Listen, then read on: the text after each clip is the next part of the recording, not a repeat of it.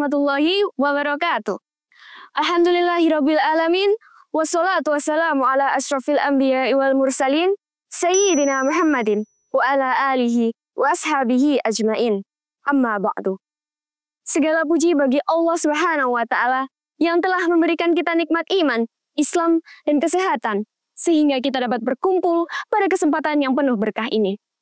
Salawat serta salam kita panjatkan kepada junjungan kita Nabi Muhammad SAW yang telah memberi teladan terbaik bagi seluruh umat manusia dalam segala aspek kehidupan.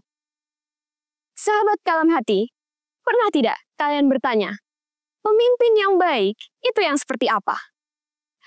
Pemimpin yang baik adalah pemimpin yang menginspirasi, jujur, bijak, dan mampu membimbing orang lain untuk menuju tujuan yang baik bersama.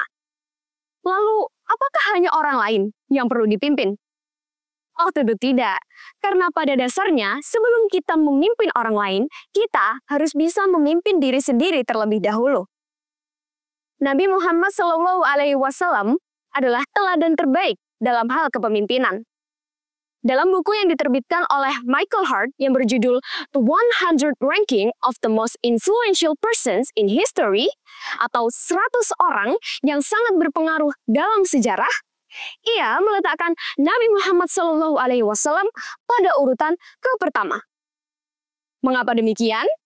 Karena kemuliaan sifat Rasul yang selalu mengutamakan rakyat dan akhlakul karimah dapat menjadi contoh lengkap bagi seluruh umat manusia dalam memimpin suatu kelompok maupun diri sendiri. Lalu, mengapa kita harus bisa menjadi seorang pemimpin? Karena menjadi seorang pemimpin bukan hanya tentang bagaimana kita memimpin orang lain, tetapi juga tentang bagaimana kita mengarahkan diri sendiri untuk berkembang, mengambil keputusan yang tepat, dan bertanggung jawab atas hidup kita. Jika kita dapat memimpin diri sendiri, maka kita juga akan bisa memberi pengaruh positif pada orang-orang di sekitar kita.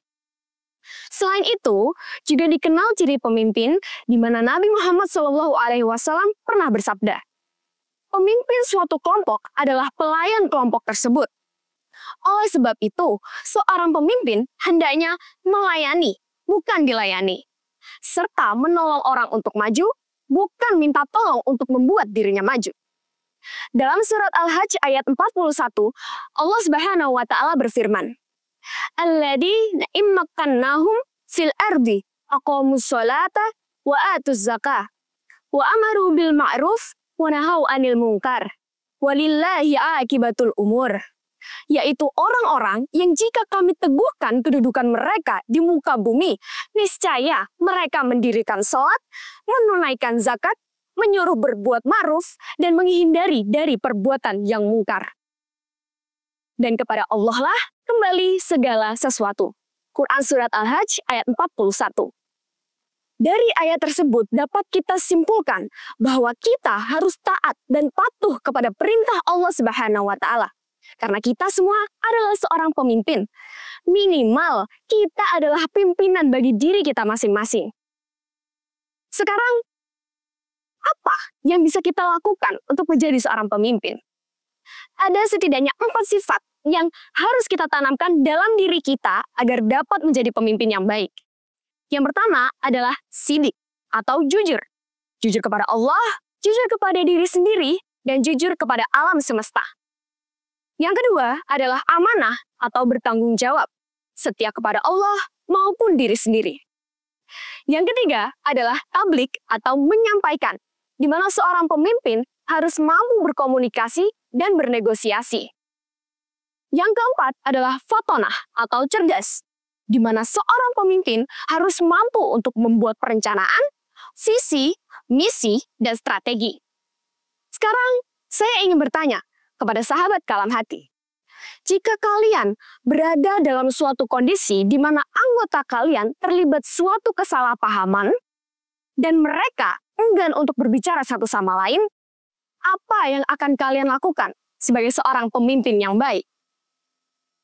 Sahabat Kalam Hati, marilah kita menjadi seorang pemimpin yang dapat membawa perubahan yang lebih baik di masa depan bagi diri sendiri maupun orang lain. Kita tunjukkan bagaimana seorang muslim dapat menjadi contoh pemimpin yang hebat dengan menjunjung tinggi nilai-nilai Islam dalam setiap langkah kepemimpinan kita. Karena menjadi seorang pemimpin bukan hanya tentang kekuasaan, tetapi juga tentang bagaimana kita bertanggung jawab, berintegritas, dan memiliki kemampuan untuk menginspirasi. Sekian dari saya. Mohon maaf apabila ada kesalahan kata maupun tingkah laku saya yang kurang berkenan di hati sahabat kalam hati sekalian. Terima kasih atas perhatiannya. Sampai jumpa. Wabillahi taufiq wal hidayah. Wassalamualaikum warahmatullahi wabarakatuh.